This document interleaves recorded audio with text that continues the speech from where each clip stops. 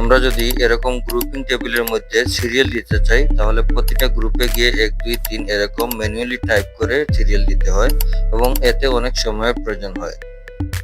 MS এক্সেলে খুব সহজ একটা ফর্মুলা ব্যবহার করলে আমরা প্রতিটা গ্রুপের মধ্যে 1 থেকে শুরু করে সিরিয়াল দিতে পারবো খুব দ্রুত সময়ের মধ্যে এবং খুব সহজে। আমরা যেই সেলের মধ্যে সিরিয়াল নাম্বার দিতে চাই টেবিলের এই সেলটা পুরোটা একসাথে মার্ক করে নিব পুরোটা গ্রুপের। কাঙ্ক্ষিত সেল মার্ক করার পর আমরা প্রেস করব Ctrl+G। তারপর দেখেন একদম বাম পাশে নিচে স্পেশাল নামের একটা অপশন আছে, এটাতে ক্লিক করার পর আবারও একটা ইন্টারফেস চলে আসবে।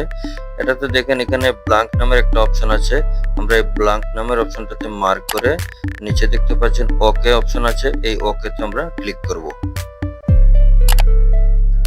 আমাদের মার্কিত প্রতিটা সেলের মধ্যে ব্ল্যাঙ্ক সেলগুলা সিলেক্ট হয়ে গেছে।